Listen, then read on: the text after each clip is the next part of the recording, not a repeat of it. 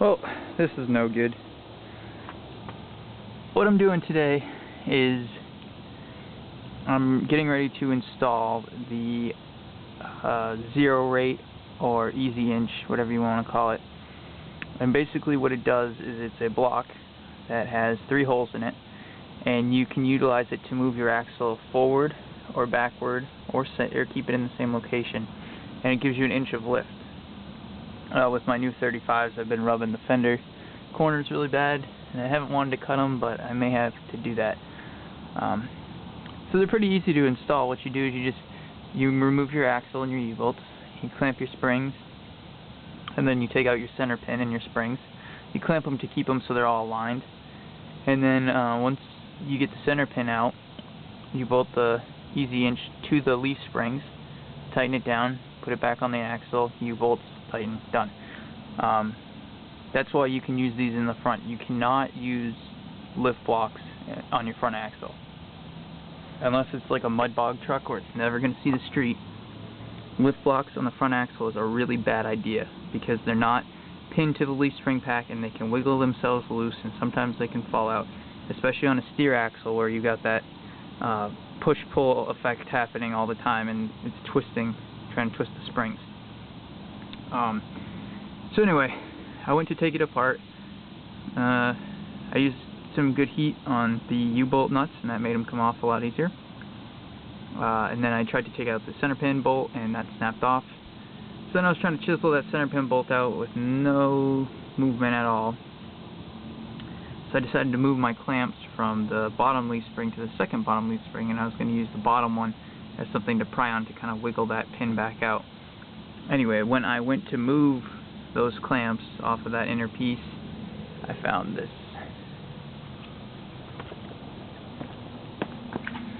This is my bottom leaf. As you can see, it was cracked right down the middle. Now, I don't know if that's it's probably from metal fatigue. I have no idea on the history of these springs. I have a fairly good idea that the truck I got it off of got hit in this side of the frame, but I'm not sure about that. So that could have cracked it. I didn't see it when I went to put them in, and I did repaint the spring packs, but you know, with the pin being in there and them being tight, you might not have seen that. So there's my broken spring. So that leaves me in a dilemma. Now, I wanted to replace these springs anyway, because they're either Ranchos or Skyjack, or either one. They're stiff and they pretty much suck for off-roading. It has a lot to do with the design of the spring. Really good quality springs like Old Man Emu or Alcanas or some of the other brands, you'll notice that the center of the spring where the leaf bolts are flat, and then it comes out and then tapers at the ends. And those will ride really well and they'll flex really well. If they have that big arch all the way through, I'm talking about 4-inch springs here. If they have that large arch all the way through, they're usually a cheaper spring. So I've heard the Tough Country Easy Rides are pretty nice springs and they flex pretty decently, so I'm going to use those in this at some point.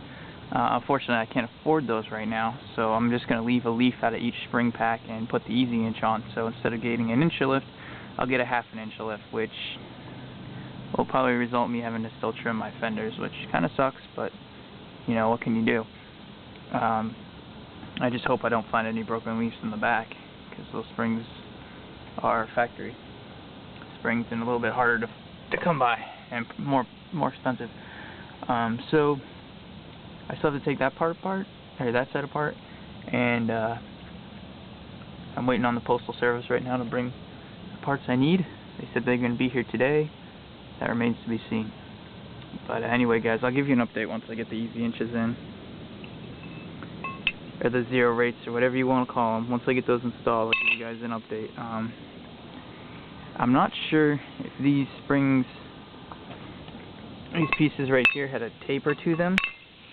If they did, that would help correct your pinion angle. Let's see here. Yeah, it doesn't really look like it. But yeah, that's the extent of the damage so far, and I'll keep you informed as I make more progress.